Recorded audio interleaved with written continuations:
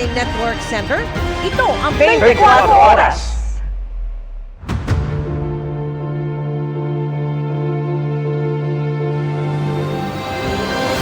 Magandang gabi po, Luzon, Visayas at Mindanao. Isinangkot sa pagtanggap ng kickback ni dating DPWH Engineer Henry Alcantara, sina Senador Jinggoy Estrada, Senador Joel Villanueva, dating Senador Bong Revilla, Congressman Zaldico at tatlong iba pa. Kabilang din sina Estrada, Villanueva at Co. sa 6 na inirekomenda ng NBI na makasuhan at na-freeze na ang bank account ayon kay Justice Secretary Boying Remulla. Kabilang sa revelasyon ngayon sa Senado ang pagde-deliver umano ng 20 maleta kay Ko na may tigli 50 milyong piso bawat isa. Nakatutok live si Mav Gonzalez. Mav. Mel Emil Vicky, kumanta na nga sa Senate Blue Ribbon Committee si dating DPWH Engineer Henry Alcantara.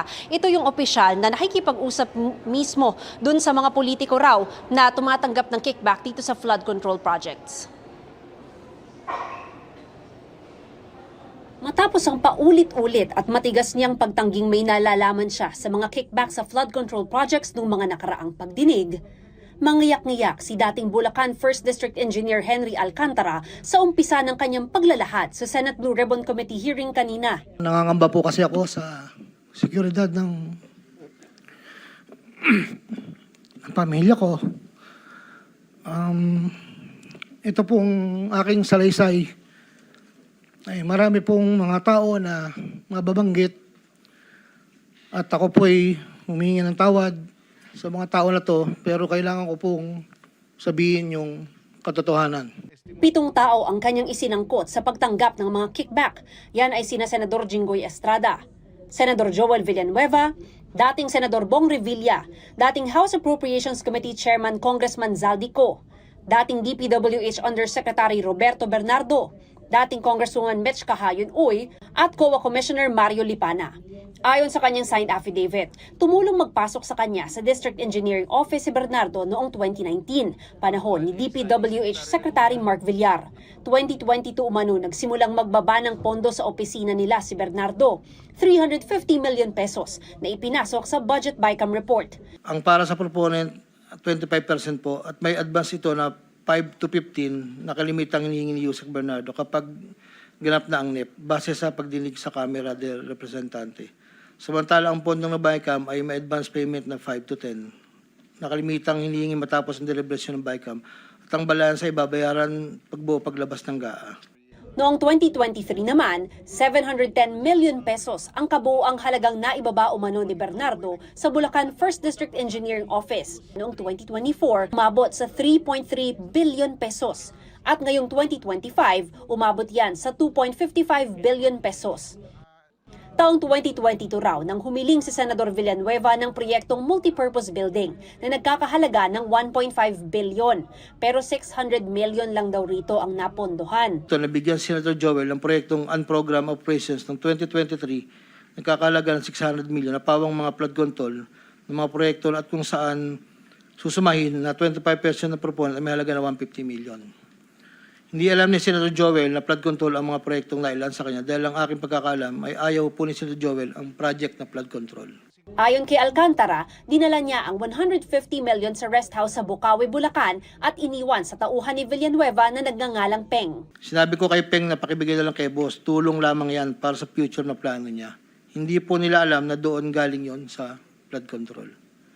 Matapos po na hindi na po kami nagkausap. Sabi ni Villanueva, mali, malisyoso at pawang kasinungalingan lamang ang mga pinupukol sa kanyang paratang. Si dating Senador Revilla, nakinabang naman umano sa pondo noong 2024, ayon kay Alcantara. Ayon kay Yusek Bernardo, ang GAA insertions ng 2024 na magkakalaga ng 300 para po 300 million na para kay, sabi niya po sa akin, para kay Senator Bong Revilla na noon ay kumandidato bilang senador para sa 2025. Sinabihan ako ni Yusek Bernardo, Henry, kay Sed Bong yan, baka gusto mo tumulong sa kanya. Dagdagan mo ang proponent ko na bahala. Sinabi ko kay Yusek Bernardo, sige po boss, kaya po imbis na 25 naging 30 ang naging proponent doon po sa 3 project na nakalagay po dito. Yun po ay ayon kay Yusek Bernardo. Never ko pong nakakausap si Senator Bong Revilla. Sa isang pahayag, itinanggi ni Revilla ang alegasyon, wala raw siyang kinalaman dito. 2024 din umano na ikamada ang 7 proyekto para kay Senador Estrada. Tinanong ako ni Yusek Bernardo kung meron pa akong gustong lagyan at meron pang available na 355 si SJE. Ayon po kay Yusek Bernardo. Sabi ko po, boss, meron naman. Sagot ni Yusek Bernardo sa akin na ipasok ko agad sa kanyang listahan ng oras na yun. Wala po akong direktang transaksyon o direktang pakipag-ugnayan kay Senator Jinggoy. Dati na rin itinanggi ni Estrada ang alegasyong nakinabang siya sa mga flood control projects. Kwento naman ni Alcantara ang kaugnayan ni Congressman Ko sa anomalya. Noong una raw, 20% lang ang porsyento ni Ko, pero tumaas ito sa 25% noong 2023. Sa pagitan ng 4 na taon, mula 2022 hanggang 2025, naging tagapagtaguyod si Kong Saldi ng mga proyekto sa Bulacan First. Mahigit kumulang 426 na proyekto. Ang kabuang halaga ng proyekto na ito, ayon po sa nalakap kong record, ay hindi bababa sa 35 billion, 24 million pesos. Ang pambayad para kay Kong Saldi ay nanggaling sa mga advances mula sa kontratista, pero hindi na alam ng mga kontratista kung para kanino ang advance na yon. Ang bulto-bultong pera sa larawang ito kung saan makikita rin si Alcantara para raw lahat kay Ko. Abot daw yan sa mahigit 1 bilyong piso. Hindi rin daw isang bagsakan ang bayad kay Ko at karaniwang hinahatid nila ang pera sa isang hotel sa BGC o sa bahay nito. Si Alcantara, personal daw na naghatid ng pera kay Ko. May isa o 2 beses na dinala ko sa parking lot ng Shangri-La Hotel, Bonifacio Global City, ang porsyento ni Kong Saldi. Paminsan-minsan man, inahatid ko ito sa kanyang bahay sa Pasig City. Minsan po, inuutos ko lang po. Minsan po, ako po ang nagbababa. May tao lang pong tatanggap. Tapos po, iiwalan ko na po. Maging sina dating District Engineer Bryce Hernandez at Engineer JP Mendoza, dati na raw nag-deliver ng pera para kay Ko sa hotel sa BGC at sa bahay nito. Tingin ko po, bilyon po yun. Bilyon? Opo. Saan nyo sinakay yung bilyon? Sa mga van po, kung di po ako nagkamali, mga 6 o 7 van po yung gamit namin nun. 7 van. Pagdadala. Bakit? Ilang maleta ba yung ilang bilyon na yon? Ang laman po ng isang maleta, nasa 50 million po. So ilang maleta lahat-lahat yun? Estimate mo, pagkatanda mo. Mahigit po sa 20 maleta, Your Honor. At Diretso po siya sa elevator, paakyat po doon sa penthouse. kinarga po ninyo sa penthouse.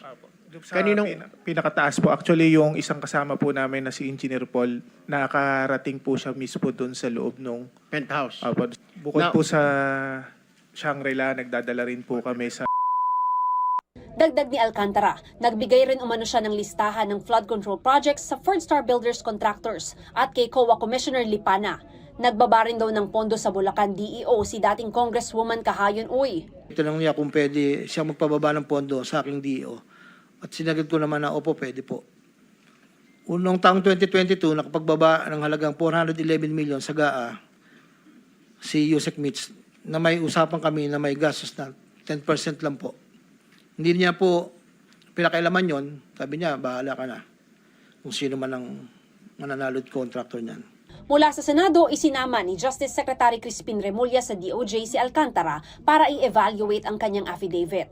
At pagbalik, sabi ni Remulla, inirekomenda ng NBI ang paghahain ng kasong indirect bribery at malversation of funds laban kina Alcantara, Villanueva, Estrada, Co, Bernardo at Kahayon. The NBI would be investigating it, and on the outset, they recommended the filing of charges already. So we treated this already as a complaint with the NBI as the endorsing agency. I believe that freeze orders have been issued already by the AMLC over the bank accounts of many people. Sabi ni Remulla, pinag-aaralan pa raw ang kaso ni Lipana at Revilla. Sinisika pa ng GMA Integrated News na makuha ang kanilang mga panig.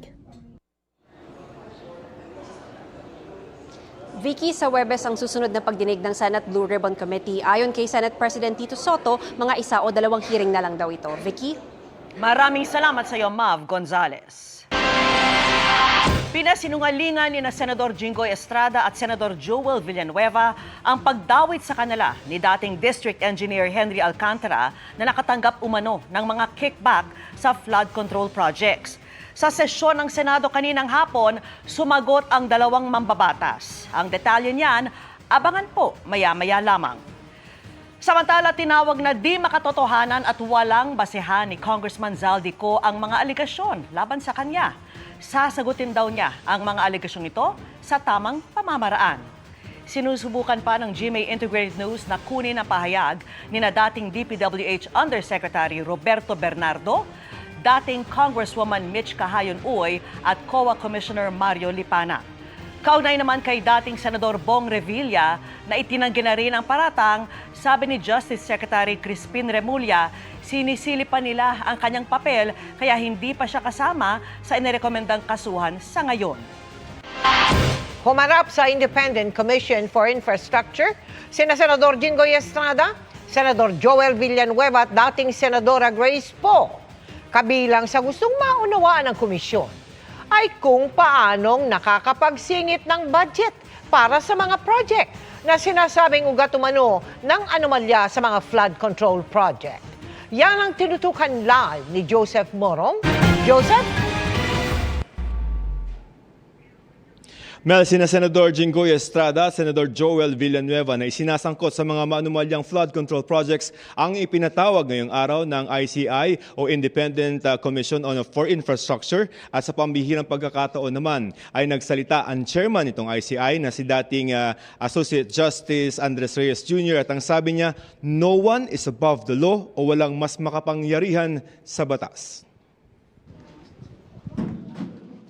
Bago pa humarap sa Independent Commission for Infrastructure o ICI, ito na ang pahayag sa akin ni Senator Jinggoy Estrada kaugnay ng aligasyon ni dating Bulacan 1st District Engineer Henry Alcantara.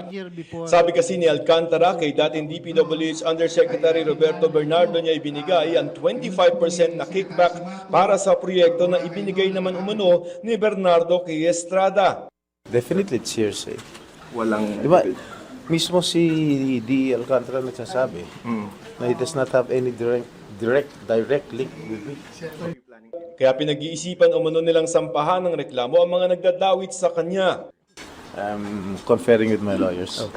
Dumating din si Senador Joel Villanueva na ayon kay Alcantara ay binigyan nila ni Bernardo ng 150 million pesos na 25% ng 600 million pesos mula sa 2023 unprogrammed funds. Hindi nagpa-unlock ng panayam si Villanueva. Nitong mga nakarang araw, gustong maintindihan ng ICI kung paano nangyayari yung mga insertions sa budget na tinawag ni Senador Panfilo Lacson na original sin. Dahil kung wala raw ito, walang makukurap sa budget. Other than the mayors, maybe the media can also help us in towards discovering the truth. So we will just say 2 points. Honesty is the best policy. Right? Honesty is the best policy. And secondly, no one is above the law. And this is for country, God, and our poor people. Humarap din sa ICI si dating Senador at Senate Finance Committee Chairperson Grace Poe na kasamang bumuo ng 2025 national budget.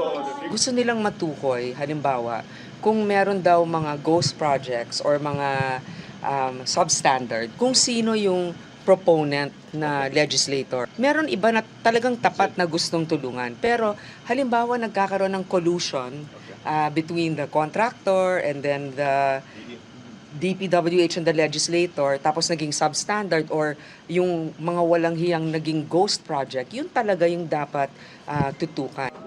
Itinanggi ni Poe na kasali siya sa small committee na umano'y nagsingit ng bilyong-bilyong pisong budget sa Bicameral Conference Committee. Wala akong sinalihan na small committee or closed-door meetings with my counterpart in the House. Humarap din si Navotas Representative Toby Chanco na nagsiwalat sa Senado ng insertion sa budget. Kapag pinagdugtong-dugtong mo talaga, sino ba ang Committee on Appropriations? Saldico. Sino ba yung funder at proponent? Ayon kay D. Alcantara, Saldico. Hanggang kay Kong Saldi. Tingnan natin, yun na nga, napakahalaga na ngayon na si Kong Saldi ay umuwi at harapin itong mga aligasyon na to at siya na magsabi, siya lang ba to? O sino pa ba ang kasama niya dito? Wala pa rin sa bansa si Ko pero dati na niyang itinanggi ang mga alegasyon laban sa kanya. Mel, pumirma rin ang ICI ng kasunduang makipagtulungan sa PNP, Mayors for Good Governance at organisasyon ng mga civil engineers sa Pilipinas. Ang PNP ay tutulong sa investigasyon at inspeksyon ng mga maanumalyang flood control projects. Mel? Maraming salamat sa iyo, Joseph Mono. Nagkainitan sina Senador Ping Lacson at Senador Rodante Marcoleta. Kinukustyon kasi ni Marcoleta kung bakit mas kinukonsidera ni Lacson na gawing state witness si Engineer Bryce Hernandez kaysa sa mag-asawang Diskaya. Nakasagutan din ni Marcoleta si Justice Secretary Boying Remulla ng igit ng senador na hindi kailangang isauli ang nakaw na pera o ari-arian para mag-apply sa Witness Protection Program. Nakatutok si Mav Gonzalez. Umpisa pa lang ng pagdinig ng Senate Blue Ribbon Committee sa anomalya sa flood control projects, kwestiyon agad ng dating chairman ng komite na si Senador Rodante Marcoleta ang integridad ng investigasyon. Sinabi raw kasi ni Committee Chairman Senador Ping Lacson sa isang media interview na mas kinukonsidera niyang maging state witness si dating DPWH Bulacan 1st District Engineering Office Assistant Engineer Bryce Hernandez kaysa sa kontratistang mag-asawang Curly at Sara Diskaya. Does the chairman has the prerogative or the right to make judgment? No. That's my perspective, no? That's my personal opinion outside of the hearing or outside of this hall. So don't question my opinion. I am not questioning your opinion, Mr. Chair, but you are the chairman of this committee. Anyway, let's proceed with the You are not interested in the prejudicial question that I am going to raise, Mr. Chair? Go ahead, you raise your Kaya nga sinasabi ko sa inyo You're an questioning my investigator, opinion. we are investigating. Away kagad tayo rito. Mr. Chair, we are still Hearing is suspended. investigating. Nang suspendihin ang sesyon, lalong nagkainitan ng dalawang senador. The point is, an investigator cannot be judged at the same time. Do not judge. We are not judging. That's No, my opinion. ang importante rito is the objectivity, sinasabi ko na sa'yo. Are you trying to steal the show? No. I am raising prejudicial questions. Why are you so Then should not protective of judge. the Discayas? Why are you so protective? I am not protecting them. Mabuti sinabi mo yan. Sinimulan muli ni Lacson ang pagdinig, pero inirehistro ni Marcoleta ang patuloy niyang pagtutol. Nilinaw naman ni Secretary Remulla na hindi lang si dating DPWH Bulacan 1st District Engineer Henry Alcantara ang kinukonsidera ng Department of Justice na maging state witness. It's not limited to him. As the hearings go on, we will evaluate everybody and the value of the evidence that they can present. At saka syempre po yung vantage point kung sino talaga makakapagturo sa mga salarin. Pwede rin pong matanggap sa Witness Protection Program ang mag-asama Diskaya, pwede rin si Bryce Hernandez, as maski sino sa mga resource persons natin, depende sa inyong evaluation. Uminit ulit si Marcoleta nang mapunta ang usapan sa restitusyon o pagsusoli ng ninakaw na pera o ari-arian. Ayon daw kasi sa batas, hindi ito kailangan para mag-apply sa Witness Protection Program. Are you amending the provision of the No, law? sir. No, sir. But that is how we run the Witness Protection Program. I respect your opinion, sir. But It that is is not how, my opinion, it is in the law, Mr. Secretary. Yes, sir. What is the reason behind the law? So that we can get justice, and justice can only be attained if there is restitution. Restitution will come after. It cannot be. Sir, it can come before or after, sir. Mr. Secretary, I'm very sorry for such a reasoning like that. Alam mo, nakikinig I'm very ang sorry, buong sir. bansa. Also, sir, I'm very sorry too if you do not agree with me. But I respect your opinion, sir, and we will carry out our job as we deem fit. You may be disbarred from doing this. Then it's your opinion, sir. It's your option, sir. Punto naman ni Senador Risa Ontiveros kung hihilingin antemano ang pagbabalik ng ill-gotten wealth bago tanggapin sa Witness Protection Program, hindi na ito kailangang bawiin pa kalaunan ng gobyerno sa isang masalimuot na proseso. This practice ensures that while the state secures indispensable testimony, it likewise secures tangible recovery for both government and the offended parties. In applying for witness protection, restitution is not there because restitution will come in only after the case has been resolved by the court. Para sa GMA Integrated News, Mav Gonzalez, nakatutok, 24 oras. Sa ibang balita, 3 ang patay sa pagtaob ng isang bangka sa kagsagsaga ng super bagyong Nando sa Cagayan. Nag-iwan din ng matinding pinsala ang hangin at ulang dala ng bagyo sa ilang bahay at pananim. Nakatutok si Nico Wahe. Tumambad ang maraming wasak na kabahayan sa Calayan, Cagayan ngayong araw. Nabuwal naman sa lakas ng hangin ng ilang punong kahoy. Dahilan para di madaanan ng ilang kalsada. Ang mga pananim, maging mga bangkang pangisda, walang takas sa hagupit ng bagyo. Sa Santa Ana, Cagayan, marami sa mga residente ang nagsimula na maglinis ng mga iniwan ng bagyo. May mga nagkumpunin na rin ang kanilang mga nasirang bahay. Si Aling Leilani, hindi raw malilimutan ang naranasan sa bagyong Nando. Grabe po nanginginig po ako. Yung hangin po parang gusto niyang aunin yung bahay ko po. Ang lakas nga. Natatakot pa kaming lumabas. Nasira ang kanyang bahay kahit pa itinali na niya ng lubid ang kanyang bubong. Hindi ko alam kung saan ako kukuha ng pangkan ko po. Panggastos ko yung bahay ko po. Sa kasagsagan naman ng hagupit ng super bagyong Nando kahapon, isang fishing vessel ang tumaob. Sakay nito ang 13 crew na pumailalim sa bangka. 3 ang kumpirmadong patay ayon sa Philippine Coast Guard. 6 ang nakaligtas habang 4 pang pinaghahanap. Ayon sa PCG, nakadaong ang fishing vessel sa Santa Ana bago ang bagyo. Natamaan po sila ng malakas na hangin. Yun po yung rason bakit po sila tumaob. Nakatali naman daw ang fishing vessel pero sobrang lakas ng alon at hangin. Hindi raw talaga iniiwan ng mga crew ang kanilang mga fishing vessel para mabantayan tuwing may bagyo. Yung pong una pong lakas, ay kami po ay pula nasa loob po. Pagka po ako sa pagkalimas ko po galing ilalim, bigla nang tumagilid kasi utay. Pagkatagilid yun, dumaritso na yung pagka siya. Ay kami hiwalay-walay na. Ayon kay Eric, 3 oras daw silang nasa ilalim ng tumaob nilang bangka. Ay meron pong ako nakapitan na lubid. Hindi na po ako bumita doon. Paulpot ko yung aking dalawang kasama, nakahawak na rin doon sa palangoy. Ay kami na doon, ipon-ipon na po kami doon. Sabi ko sa kasama ko, huwag tayo iwanan. Tayong 3. At dahil ay tayo na lang ang mga kuwan dito, liligtasin na lang natin sarili natin. Pagkataob ng fishing vessel, marami sa mga crew ang pumunta sa engine room ng bangka para doon subukan makaligtas. Ilan nga sa mga namatay ay doon natagpuan. Ang mga nakaligtas doon din pumunta at nang magkaroon ng tsansa, sumampa sa bangkang ito na kanilang katabi noong kasagsagan ng Super Typhoon Nando. Isa si Mang Ronaldo sa natagpuan sa engine room at doon na natili hanggang ma-rescue. Doon kami nahigop kami ng tubig papunta ron sa makina. Tapos paano kayo nakalabas, sir? May ilaw, yung flashlight. Na tanging ilaw namin na pinangahawakan ba na doon kami maasa na mabubuhay kami. Si Mang Romel ang may-ari ng bangka pero hindi raw siya kasama nung bumagyo. Umaasa siyang mahanap na ang mga kasama. Di bali sana sir yung bangka. Okay lang sa akin kung wag lang yung tao. Sa tayo magagawa, nandyan na. Kalikasan. Sa search and rescue operations kanina, pasado 1:30 ng tanghali nang makita ang isa sa mga nawawala. Wala na itong buhay. Patuloy naman ang isinasagawang search and rescue operations para mahanap ang mga natitirang crew. Para sa GMA Integrated News, Nico Wahe, nakatutok 24 oras.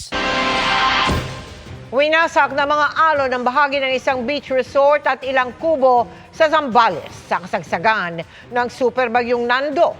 Binahari ng mga palayan. Nakatutok si Marisol Abduraman. Ganito kalakas ang ulan at hangin na naranasan dito sa Iba, Zambales alas 3 sa madaling araw kanina.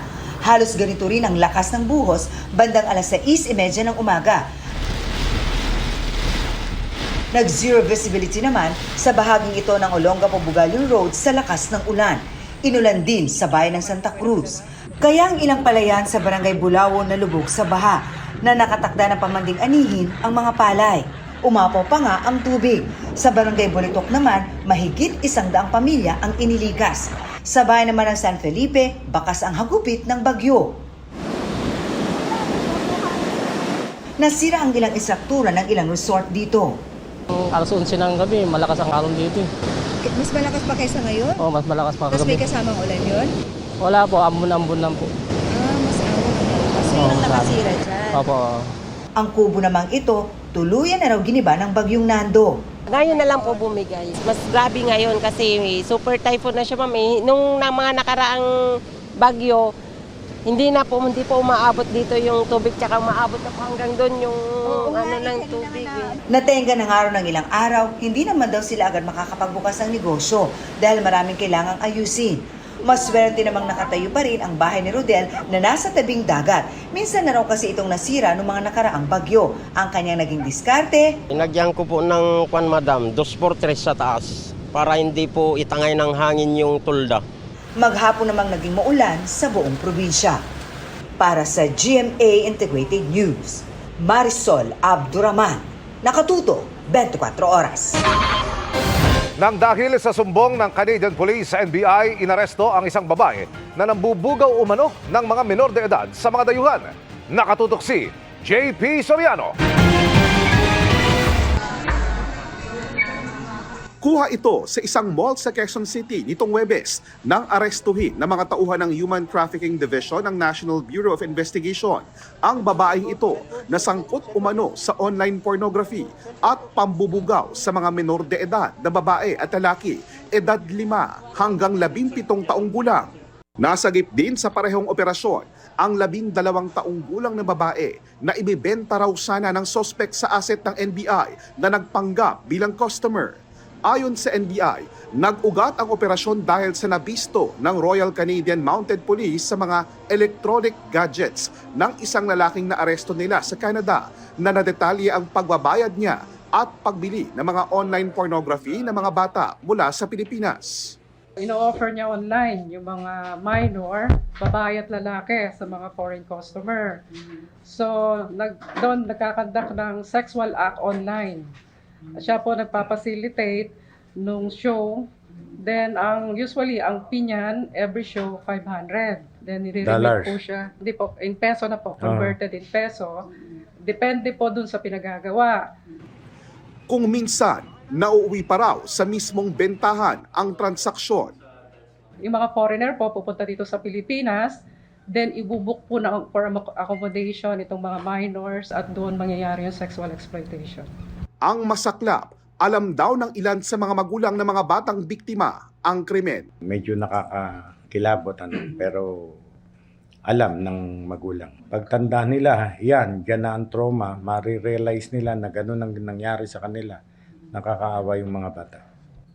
Sinikap ng GMA Integrated News na makuha ang panig ng sospek na nahaharap sa mga reklamong paglabag sa anti-online sexual abuse or exploitation of children at iba pang kasong may kaugnayan sa pang-aabuso sa mga menor de edad. Talaga bang binubugaw niyo online yung mga kamag-anak niyo? Gusto niyo ba sagutin niyo? Ano pong masasabi niyo sa alegasyon sa inyo? Sabi ng NBI, wala pang indikasyon sa ngayon na kabilang sa isang mas malaking sindikato ang suspect. Para sa GMA Integrated News, JP Soriano, nakatutok 24 oras. Mga kapuso, nakalabas na ng Philippine Area of Responsibility ang Bagyong Nando. Pero may bagong bagyong binabantayan. Ang latest dyan, yakatid ni Amor La Rosa ng GMA Integrated News Weather Center. Amor! Salamat, Emil. Mga kapuso, pagkatapos ng super bagyong Nando, bagyong Opong naman ang nagbabadyang manalasa sa ating bansa. Ang dating super typhoon Nando na yan po tinatawag na sa kanyang international name na Ragasa. Huling nakita 540 kilometers kanluran ng Basco, Batanes. Nasa labas na nga po yan ng Philippine Area of Responsibility. Kumikilos po ito pa west-northwest at sunod naman na tinutumbok itong southern China. Kahit papalayo na itong bagyo, nakataas pa rin ang signal number 1 dyan po sa Batanes, Cagayan, northern portion ng Isabela, Apayao, Abra, Kalinga at pati na rin sa Mountain Province. Kasama rin dito itong bahagi ng Ifugao, Benguet, Ilocos Norte, Ilocos Sur, La Union at pati na rin ang northwestern portion ng Pangasinan. Sa mga nabanggit na lugar, posible pa rin po yung mga pabugsong-bugsong hangin na may mga pag-ulan. Samantala, yung low pressure area kahapon sa silangan po ng Mindanao, yan po ay naging bagyo na at pumasok na rin sa Philippine Area of Responsibility. Pinangalanan itong Opong at huling namataan 1,045 kilometers silangan ng northeastern Mindanao. Taglay po nito ang lakas ng hangin nga abot sa 55 kilometers per hour at yung pagbugso naman 70 kilometers per hour. Kumikilos po yan pa west-southwest sa bilis na 10 kilometers per hour. Ayon po sa Pag-asa, unti-unti itong lalapit dito sa may Eastern Visayas o kaya naman ay sa may Southern Luzon area. Kung Eastern Visayas po ang tumbok nito, posible na ito ay maglandfall o dumaan malapit dito sa may Northern Samar. Biyernes po yan ng madaling araw. Sunod naman itong tatawirin ang bahagi po ng Southern Luzon at yan po ay sa gabi hanggang sa Sabado ng madaling araw. Posibleng bukas pa lang ay magsimula ng magtaas ang Pag-asa ng wind signal number 1. Dito yan sa Eastern Visayas at pati na rin sa Bicol Region. Mga kapuso, sa inaasahang pagtawid nito dito sa Southern Luzon ay mararamdaman din yung direktang epekto ng bagyo dito sa may Central Luzon, iba pang bahagi po ng Calabarzon at maging dito sa Metro Manila. Pwede rin na dito yan mismo dumaan sakali man na umangat yung galaw nitong bagyong Opong. At kung bumaba naman ay pwedeng dito yan sa may northern portion ng Panay Island o dito po sa ilang bahagi ng Mimaropa, partikular na sa may Mindoro Provinces, Romblon at iba pang bahagi po ng Southern Luzon. Dahil po yan dito sa tinatawag natin na cone of probability. Patuloy na umantabay sa magiging pagbabago sa mga susunod na araw. Sa ngayon, ang dating super bagyong Nando pa rin ang humahatak at nagpapalakas dito sa hanging habagat o southwest monsoon. Pero sa mga susunod na araw, posibleng itong bagyong Opong naman yung humila at mag-enhance dito sa habagat. Kaya magpapatuloy pa rin ang maulang panahon sa malaking bahagi ng ating bansa.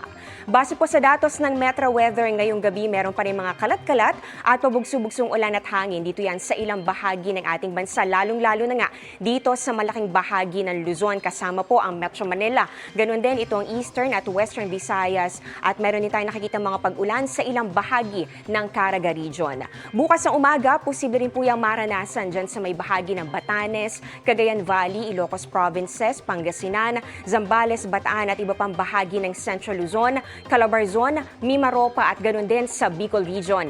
Halos buong Luzon na yan pagsapit po ng hapon kaya doble ingat, malawakan na po yung mga pag-ulan at merong heavy to intense rains. Sa Metro Manila, posible pa rin maulit yung mga kalat-kalat na ulan bukas kaya doble ingat pa rin mga kapuso. Sa mga taga-Visayas naman, simula po tanghali, posibleng makaranas ng mataas na tsansa ng mga pag-ulan, lalong-lalo na dito sa Eastern Visayas. Para naman sa mga taga-Mindanao, may tsansa pong maging maaliwalas po yung panahon dyan bukas, maliban lang sa localized thunderstorms, lalong-lalo na sa hapon at sa gabi.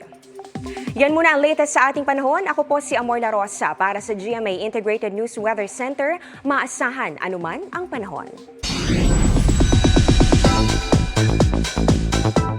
Good evening mga kapuso! Mula sa personal interaction sa fans hanggang sa pagbibigay ng saya at tulong para sa mga bata. Paraan daw ito ni ex-PBB housemate Vince Maristella para ibahagi sa iba ang natatanggap niyang pagmamahal at suporta. Makichika kay Nelson Canlas. Malaki ang naituro kay Vince Maristella ng journey niya sa Pinoy Big Brother Celebrity Collab Edition. Kasama na rito ang higit na pagpapahalaga sa kanyang kapwa, pati ang pagbibigay inspirasyon at saya sa mga humahanga sa kanya. Kanina kasama niya ang Abandoned and Abused Children ng Cribs Foundation, kung saan nagsagawa siya ng outreach event kasama ang ilang mahal sa buhay, ilang fans at kapwa ex-housemate na si AC Martinez. Nung bata po, nung nag-aaral po ako, every year din po kami talaga is naghahanap ng mga pwedeng suportahan ng mga foundation. At siguro after graduation, isa din yun sa mga hinanap ko na sa sarili ko na parang yung sense of fulfillment. Sa tingin ko yun yung kailangan ko ngayon. Thankful lang ako kay Vince na invited me to come with. Thankful naman ang fans ni Vince dahil sa fan posts o ayuda ng Sparkle Star mula sa mga pakilig sa TikTok, pati na rin sa pagsagot sa X. Personal daw ang atake ni Vince online to give back sa mga humahanga sa kanya. Siguro dahil din sa support nila, nakukuha ko din yung love na yun at binibigay ko lang din sa kanila. Sa ngayon, abala si Vince sa iba't ibang projects, kabilang ang Magical Adventures of Beast Friends Forever episode ng Daig Kayo ng Lola Ko kung saan gumaganap siya bilang si Alab. Kakaibang role din ang gagampanan ni Vince bilang love interest ni Cassie Legaspi sa upcoming Kapuso Afternoon Prime Series na Hating Kapatid. Masusubok daw dito ang galing niya sa drama. Siguro dahil din po sa experience ko sa Encantadia na grabe din yung drama doon. I feel like I'm ready to do drama again. Nelson Canlas, updated sa Showbiz Happenings. Dahil sa landslide, nagkawasak-wasak ang 4 na sasakyan sa Tuba, Benguet. Isa ang patay habang 8 ang sugatan. Nakatutok live si John Consulta. John! Emil, tuloy-tuloy pa rin ang clearing operations sa may bahagi ng Tuba, Benguet kung saan naganap nga ang isang landslide kahapon. Samantalay nakausap naman natin ang ilang mga saksi na ikinuwento sa atin ang mga pangyayari bago naganap ang trahedya. Habang nakabalot ng thermal blanket, pinagtulungang buhatin kahapon ng mga rescuers ang mga nakasakay sa mga sasakyang tinamaan ng landslide. Isinugod sa ospital ang mga sugatan na karamihan ay mga senior citizen. Nangyari ito sa Marcos Highway na sakop ng Barangay Poblasyon, Tuba, Benguet sa kasagsagan ng pananalasa ng Super Typhoon Nando. Nahirapan silang mag-penetrate kasi nga may slide pa before the impact site.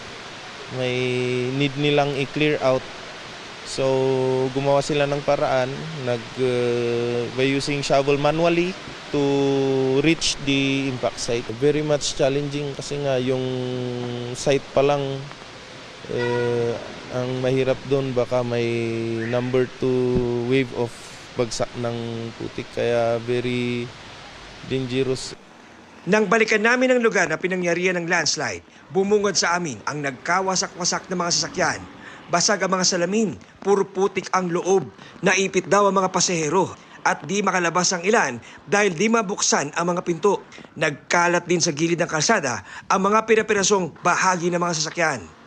Kwento ng mga saksi, pasado alas 12 ng tanghali nang maganap daw yung unang landslide na mas maliit dito sa may bandang unahan na lumikha ng traffic sa mga sasakyang paakyat ng Baguio City. Pagkatapos daw ng 5 hanggang 10 minuto ay nakarinig na sila ng mas malaking dagundong. Yun na pala ang mas malaking landslide na nangyari na at tumama sa mga sasakyan na naipit ng traffic. Nakunan ni Liza Pitas ang video ng unang landslide at nang mangyari ang ikalawang landslide, sila ang unang sumaklolo sa mga sugatan. Isang bagsak lang po siya pero malakas po. May natira pong senior kasi hindi po sila nakalabas agad kasi hindi po nila mabuksan yung pinto. Hindi na nila maitulak yung pintuan po kasi nayupi na po yung sasakyan. Inassist po namin dyan po sa loob para hindi po sila mabasa. Inabutan naman namin si Javier Gregorio habang nire-recover ang balot ng putik ng motor ng kanyang anak na nasa lugar nang maganap ang landslide kahapon. Wala na siyang makitang madilim na nabalot na siya ng putik. Ayan yung helmet niya. Oo. Buti na lang naka-helmet. Kaya hindi nadali yung ulo niya. Opo. Dito lang sa tagiliran, tapos yung gas-gas. Hanggang kanina, tuloy-tuloy ang ginagawang clearing operations sa pinangyarihan ng landslide at sinisikap na maalis sa lalong madaling panahon ang mga nasirang sasakyan, kabilang ang may kargang tanker truck na ito. Sa kasagsagan naman ng pag-ulan kahapon, nagmistulang ilog ang bahagi ng Marcos Highway. Nagdulot ito ng pagkaantala sa biyahe ng ilang motorista. Muli naman nagmistulang lawa ang Strawberry Farm sa La Trinidad kahapon, bunsod pa rin ng malakas na buhos ng ulan.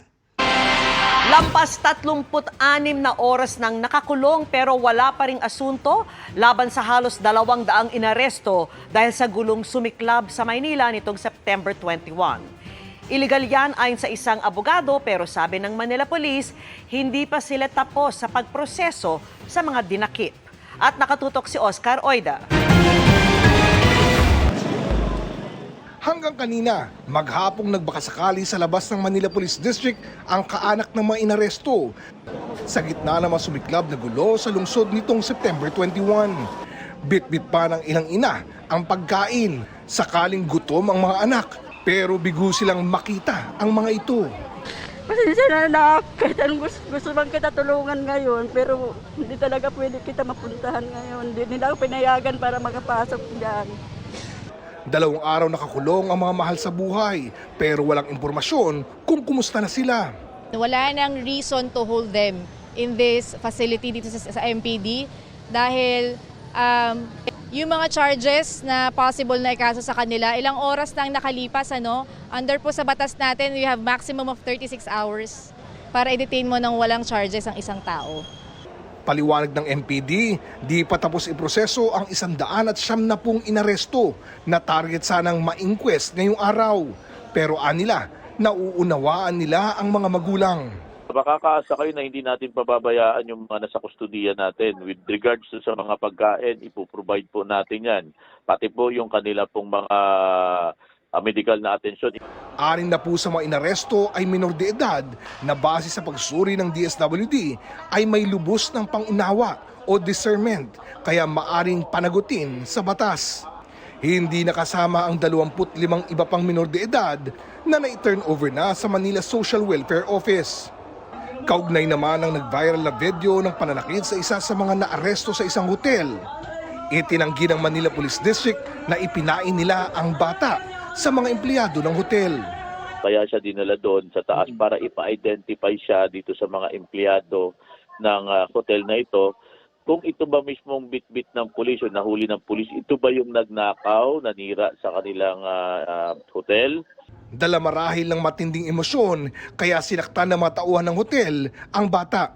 At nakikita natin doon na talagang dahil mataas lang yung intention, mataas yung emosyon ng mga nabiktima nila, hindi nila napigilan na masaktan nila yung tao. May kumakalat ding video ng pananakit umano ng mga pulis sa mga inaresto. Bagay na ikinuwento rin ng ilan sa kanila sa amin. Lalos lahat po kami pinarusahan, sir. Kesyo po kararating ng daw namin, kami daw yung nanaksak sa kasamaan nila.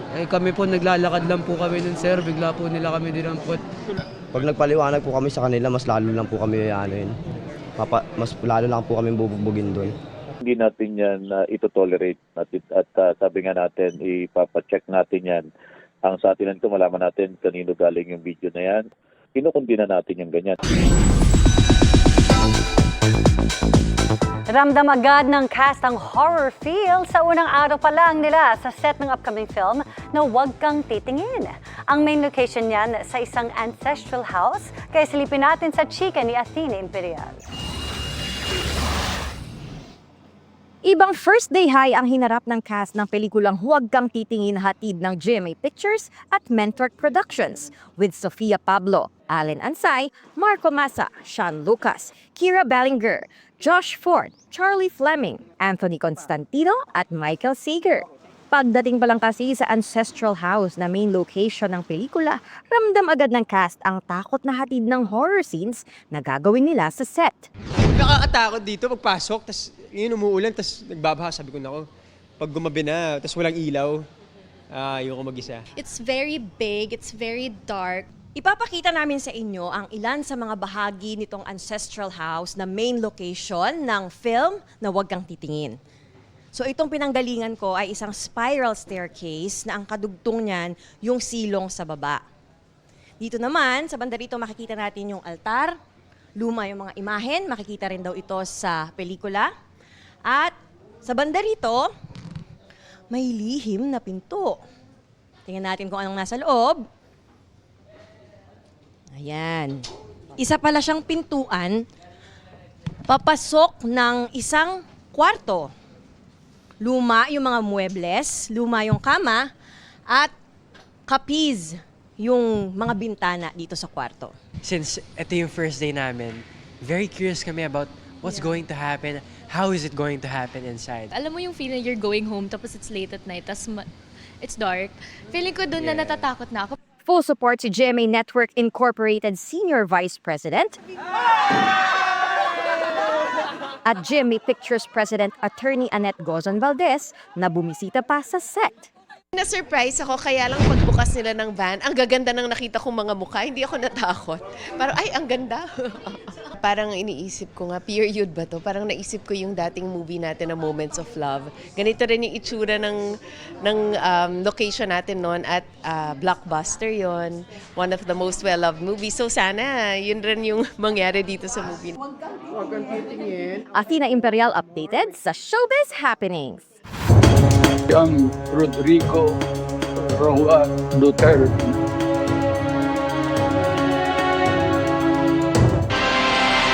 Sa unang pagkakataon ay isinapubliko ng International Criminal Court ang mga detalye ng mga asuntong pinakaharap kay dating Pangulong Rodrigo Duterte. Bahagi ng reklamo ang insidente ng pagpatay sa 78 biktima umano ng drug war ni Duterte sa ilang taon ng pagiging Davao City Mayor niya at sa ilang taon ng kanyang termino bilang Pangulo. Nakatutok si Salima Refran.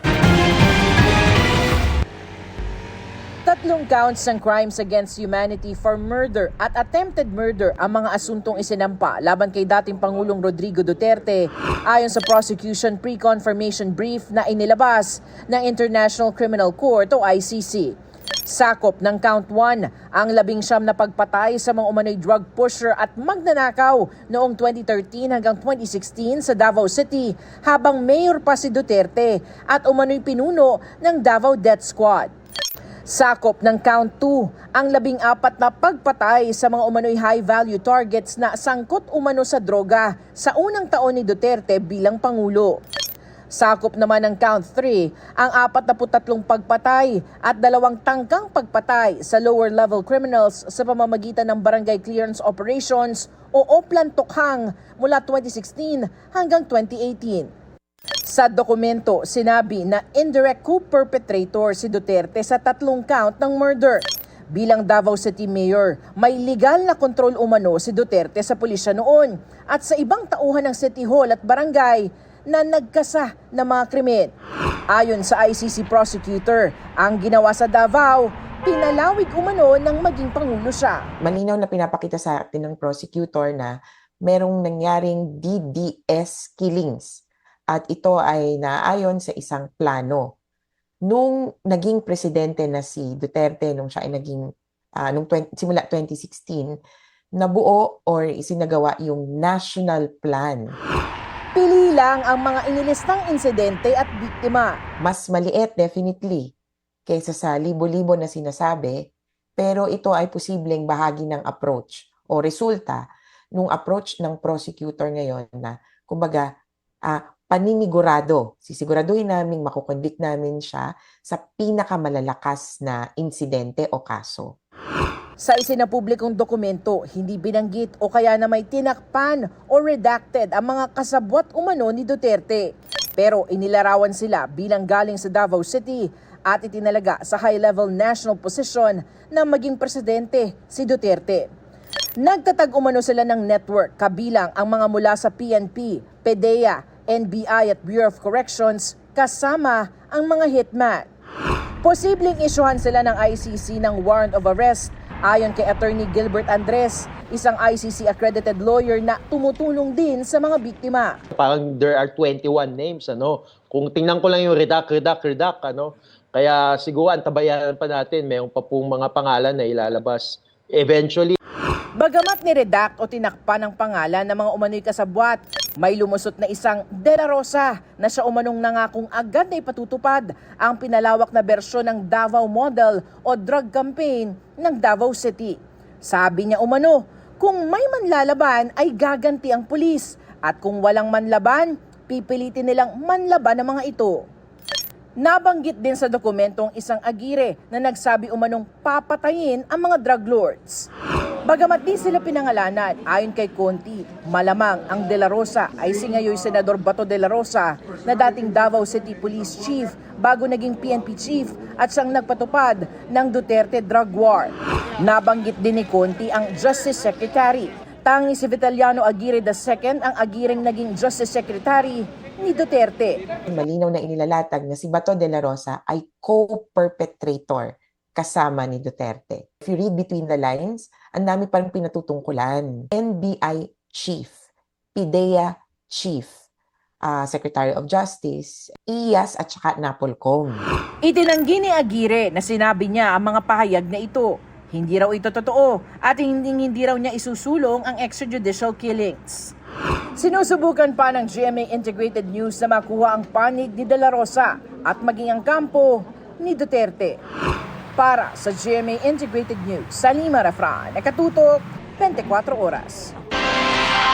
Substandard ayon sa tagapayo ng Independent Commission on Infrastructure ang isang proyekto sa Arayat sa Pampanga na paulit-ulit pinondahan dahil paulit-ulit na nasira. Nakatutok si Mark Salazar. Mark? Sinamahan namin ang field investigation ni Mayor Benjamin Magalong ng ICI dito sa Pampanga River at kasama niya si DPWH Secretary Vince Dizon. Panoorin po ninyo kung ano ang nadiskubre nila. Ito ang kandating flood control project sa Arayat, Pampanga. Slope protection project na paulit-ulit pinondohan simula 2018 na umabot na sa halos 300 milyong piso ayon sa DPWH. Paulit-ulit ding nasisira. Kung ano yung nangyari sa Bulacan, ganon din. Hindi nga to ghost, pero kita mo naman, isang taon nga sira kagad. Di ba? Paano naman? Maawa naman kayo sa mga taong nakatira dito. Di ba? Buhay yung pinag-uusapan natin dito. Ayon sa contractual data ng DPWH, 2023 pa dapat completed ang repair ng river wall sa halagang 91 million pesos. Pero nasira daw ulit noong 2024, kaya ginagawa ulit ngayon. Nagpaliwanag ang contractor na Edmarie Construction and Trading sa naging problema. Second sheet pile na binabaon, tinatamaan yung sa ilalim, kaya minsan magre-realign ulit. Pero ibig sabihin nga, may problema. Either may problema yung methodology nyo o may problema yung design. Parang ulit-ulitin natin to, ganun din mangyayari. Tingin ko, ganun din mangyayari dyan, kahit matapos nyo to. May mga inisyal na pagsusuri ng ginawa sa proyekto at naniniwala si Mayor Benjamin Magalong na substandard ang proyekto. Ang embedment ho nito, according sa soil test, ito tinawagan ko na ho, no? Umabot lang ho na mga 18 to 20. Pero ang mukhang ginamit nyo lang dito, iniklihan nyo kayo bumagsak. Ito ngayon, kausap ko ho yung isang expert ho rito eh. Hindi talaga kayo umabot sa 30 na sinasabi nyo. No-show ang DPWH 3rd District Engineer sa inspeksyon para sana magpaliwanag din bilang implementing agency. Hindi ba ganun, hindi na pumunta tayo dito? Hindi sila pinatawag boss pero hindi pumunta. Patanggal mo na hindi na yung bukas. What will happen to the DE, sir? Shoshokos ko na yan, tapos aagisin ko yan dito. Pakakasuhan ko na yan. Malinaw na substandard at failure ang proyekto ayon sa DPWH. Ang dapat na lamang alamin ay kung sino ang nagwalang hiya para kumita. May dinaanan din ng DPWH na tulay sa Arayat na hindi rin matapos-tapos ang pagkumpuni. Nakatenga daw to ng 8 taon. 8 taon na po, Isaac. 8 taon. So, mukhang ang nangyari dito, i-verify ko lang, hindi na po pondohan. Kasi, ang pondo, ginagagay sa ibang bagay. Tulad ng flood control.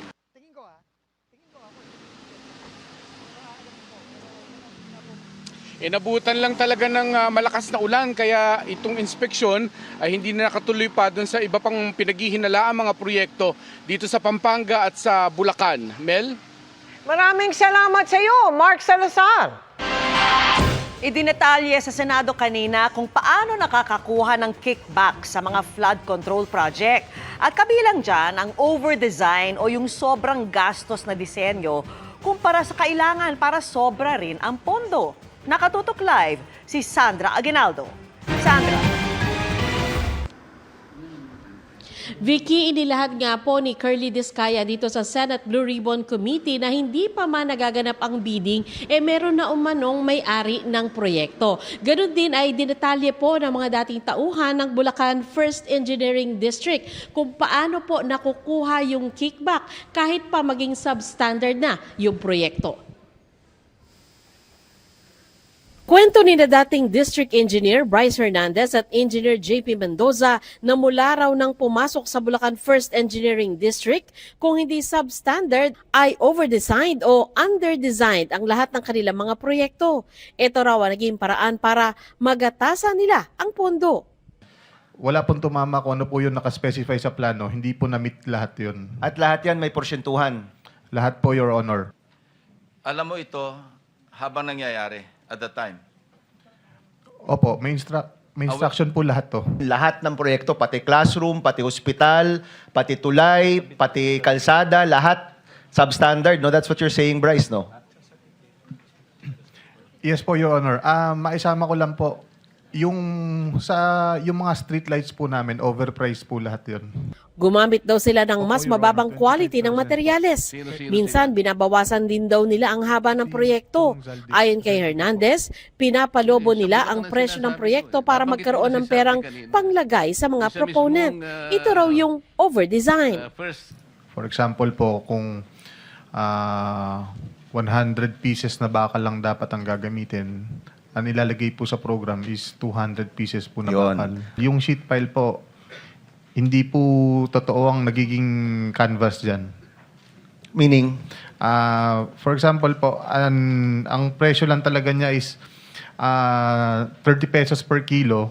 May mga ibang bagay po na pinapakarga sa amin dyan. For example, lalagyan po natin yan yung hauling fee. So, yung 30 pesos po magiging 40 pesos per kilo. Napakalaking po yun, adjustment po yun sa presyo ng materyales, Your Honor. Ino-overdesign po natin yung plano, then ang susundin lang po natin is yung safe na design lang. So as per design po, under-design po siya. Actually, mali po yung term ko na substandard kanina. Kung sa flood control projects, 30% na lang ang natitira dahil sa kickbacks, iba naman daw sa construction ng mga gusali. Sa mga buildings po, ang natitira po dyan, mga 50% po. So, kalahati lang po talaga ng budget ang ginagamit for construction. Okay. Wala yung 10%. Palagay mo. Hindi 10%. Walang 10% na bibigay sa proponent. Magiging substandard pa rin ba? Marami pa pong kinoconsider na expenses, Your Honor, hindi lang po yung sa proponent. Kaya nga, sa DPWH. Yes po. So, magiging substandard pa rin po. Sabi ni dating DPWH Secretary Manny Bonoan, wala siyang alam dito. I don't know what to say, Your Honor. This is the first time that I have heard about all these shenanigans that Sa isang punto, tanong ni Senador Rodante Marcoleta kay Hernandez, bukod kay Congressman Zaldico, meron daw bang ibang mga congressman na sangkot? Nagbanggit ka kasi ng dalawang kasama namin dito. Ibig mo sabihin, walang mga congressmen na involved? Meron po, Your Honor. Si Kong Tina Pancho po, si Kong Boy Cruz po, saka si Kong Danny Domingo po. Sila po. Silang tatlo lang? Sila lang po ang congressman po namin. Ng First Engineering District? Yes po, Your Honor. So sila, 15 to 20, paano yun? Opo, parang ganun po, nasa 15% po to 20%. Si Congressman Danny Domingo ay kasalukuyang kinatawa ng Bulacan 1st District, habang Bulacan 2nd District Representative naman si Congresswoman Tina Pancho. Dati namang kinatawa ng Bulacan 5th District si Ambrosio Boy Cruz na kasalukuyang mayor ng Giginto, Bulacan. Sinusubukan pa namin silang makuna ng pahayag. Tinanong din ng ilang senador si Bonoan kung bakit may insertion na umano ang ilang mambabata sa National Expenditure Program o NEP pa lang na isinumite ng Malacanang sa Kamara. Paliwanag ni Bonoan, meron tinatawag na leadership fund na antemano nakapasok na sa NEP. Sabi ni Lacson at Senate President Tito Soto, hindi ito dapat pagbigyan. or we call it consolidation for the time being, because this is actually when we put it into the NEP, this is actually the President's program. This is the President's program. President's budget. President's budget. President's budget. So this is consolidating all the requests from all sectors, like in the Senate, Congress. Fast forward, paano kung natin i-reconcile sa mga costing nila? NEP pa lang, very premature, hindi pa ito GAA. That's what I don't understand, Your Honor. I cannot also understand. Humarap din sa pagdinig ang mag-asawang Curly at Sara Diskaya. Si Curly inilahad kung paano dinadaya ang bidding para mapunta ang proyekto sa partikular na kontratista. Sa madaling salita, bidding-biddingan daw ang nangyayari. Kung mapapansin ng mga mambabatas, makikita na halos dikit-dikit lamang ang presyo ng mga bid amount ng mga sumasali sa rig bidding at peking bidding na ito. Bago pa man magsimula ang dropping ng bids at opening na madalas ay naka-livestream sa YouTube at ay alam na ng mga contractors kung sino ang nakatagdang manalo. Maaring nabili na nila ang proyekto mula sa congressman at iniintay na lang na lumabas ang resulta ng bidding na isinasagawa. Kung meron daw biglang magbaba ng bid para manalo bilang lowest calculated bid, ginagawan daw ng paraan ng Bids and Awards Committee o BAC para matalo ito, gaya ng pagdedeklarang hindi ito nakasunod sa requirement. Isa sa mga proseso ay ang pagpupunit sa dokumento o pagsulat sa mga pahina ng bidding documents upang madeklara itong non-compliant at tuluyan ng hindi makonsidera sa proyekto. Binibigyan naman daw ng kontratista ng parte na tinatawag na obligasyon ang mga sangkot na kawani ng gobyerno at iba pang tao na nakibahagi. Base sa aking mga naging obserbasyon, nakadepende sa nakaupong presidente ang porsyento. Noong panahon po ni, okay lang po Your Honor, noong panahon po ni former President Pinoy ay umaabot po ng 10%. At sa panahon po naman po ni President Duterte po ay umaabot naman po ng 12 to 15%. Subalit ngayong panahon po ng mahal na presidente ay umaabot na sa 25 to 30% ang total ng porsyento ng proyekto ang hinihingi ng mga congressman gamit ang kanilang mga tao o tinatawag na bagman. At ito ang pinakamataas na hinihingi sa lahat ng mga contractor. Kung hindi naman umano sila makikisama sa sistemang ito, ay hindi sila mabibigyan ng proyekto o kaya ay magkakaproblema ang proyekto at mabablacklist. Humarap din sa pagdinig si Loren Cruz, ang umano'y bagman ng sinibak na si Bulacan 1st District Engineer Henry Alcantara. Mariin niyang itinanggi na bagman siya o taga-kolekta ng pera ni Alcantara. Pero aminado siya sa pangyayaring dinala ang limpak-limpak na salapi sa bahay niya na binansagang tambayan. Yung tambayan, bahay mo yun, property mo yun, ano? Yes, Mr. Chair. Okay, thank you. Okay. Tambayan, yung dalahan ng pera, hindi ba? Isang beses ko lang po sila nakitang nagdala sa sinasabi pong bahay ko po. Magkano yung isang beses lang, kuno, sabi mo? Na binagsakan ng pera yung tambayan. Your Honor, hindi ko po alam kung anong total no kasi hindi naman po ako kasali sa opisina nila. But anyway, Bryce, magkano yung mga pera dinadala sa tambayan tuwing magbabagsak ng pera? Sa pag-aalala ko po, billion po. Billion? Your Honor. Opo. Kada bagsak? Opo, basta marami po siyang pera, hindi po bababa sa 100 milyon, Your Honor. Sa susunod po na pagdinig ay inaasahan na darating naman po si former DPWH Undersecretary Robert Bernardo at siya po ay ilang beses na pangalanan dito, kaugnay pa rin po sa kickback ng ilang politiko. Vicky? Maraming salamat sa iyo, Sandra Aguinaldo. Dumepensa sina Senador Jinggoy Estrada at Senador Joel Villanueva matapos silang idawit sa pagkubra ng kickback sa flood control projects. Nakatutok live si Mariz Umali. Mariz. Emil, matapos nga ang pahayag ni Justice Secretary Jesus Crispin Remulla na inirekomendang kasuhan na sina Senador Joel Villanueva, Senador Jinggoy Estrada at iba pa, tumayo sa sesyon ng dalawang mambabatas para muling pabulaanan ang kanilang pagkakasangkot sa maanumalyang flood control projects. Mariin ang pagpapasinungaling ni Senador Jinggoy Estrada sa lumabas sa pagdinig kanina ng Senate Blue Ribbon Committee kung saan pinangalanan siya ni dating DPWH District Engineer Henry Alcantara na tumatanggap umano ng kickback mula sa mga maanumalyang flood control projects. I am more than ready to dismantle the baseless lies being peddled in the Blue Ribbon Committee, come hell or high water. And I will not allow discredited narratives to be weaponized for political grandstanding. I will not allow my honor, hard-earned and vindicated by the courts, to be sullied by careless remarks. Ang inaalmahan ni Estrada ang pahayag na ito ni Senador Francis Pangilinan sa pagdinig. Siguro kung yung Napoles cases nauwi dun sa halip na absuelto, kulong. Baka hindi na nangyari itong mas malaking kurakot. Plunder yung mga kaso nun nakakulong na nga, pero na-absuelto. Na-release ng korte. Pinakawalan ng ating hudikatura. Walang pinangalanan si Pangilinan pero para kay Estrada, malinaw daw na ang tinutukoy ang kanyang kasong plunder kaugnay ng pork barrel scam noong taong 2013. Sa huli, napatunayan na walang sapat na batayan ang mga ipinukol sa akin ng mga akusasyon. To cast doubt on these decisions is not only an insult to me personally, but a dangerous affront to the judiciary. Paliwanag ni Pangilinan, binanggit lang niya ang mababang conviction rate sa Sandigan Bayan upang bigyang diin ang usapin ng mabagal at hindi pantay na hustisya. There was no intention of maligning any senator with that manifestation. For the record, Mr. President, and again, humihingi tayo ng unawa kay Senator Jinggoy Estrada, wala pong personalan yung ating earlier manifestation. I hope he will understand. Are you questioning the decision of the court acquitting this representation?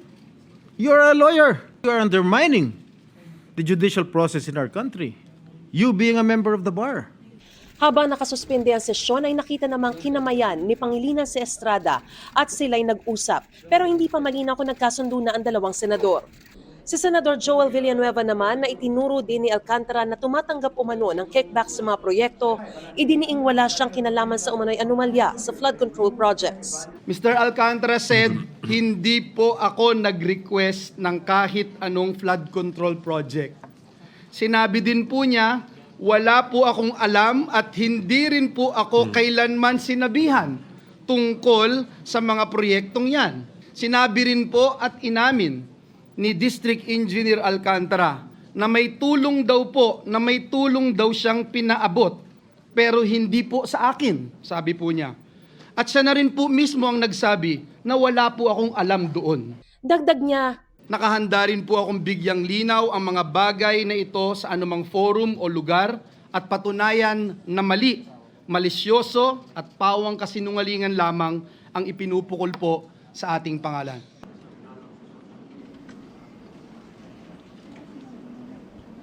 Emil, hindi naman nagsalita sa sesyon ngayong hapon si Senador Rodante Marcoleta. Kanina kasing umaga ay sinabi niya na ima-manifest niya sa plenaryo ngayong hapon ang kanyang pagtutol sa investigasyong isinasagawa ng Senate Blue Ribbon Committee. Emil?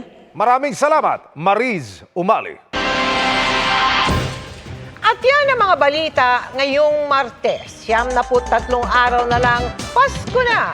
Ako po si Mel Tiangco. Ako naman po si Vicky Morales para sa mas malaking misyon. Para sa mas malawak na paglilingkod sa bayan, ako po si Emil Sumangil. Mula sa GMA Integrated News, ang News Authority ng Pilipino. Nakatuto kami 24 oras.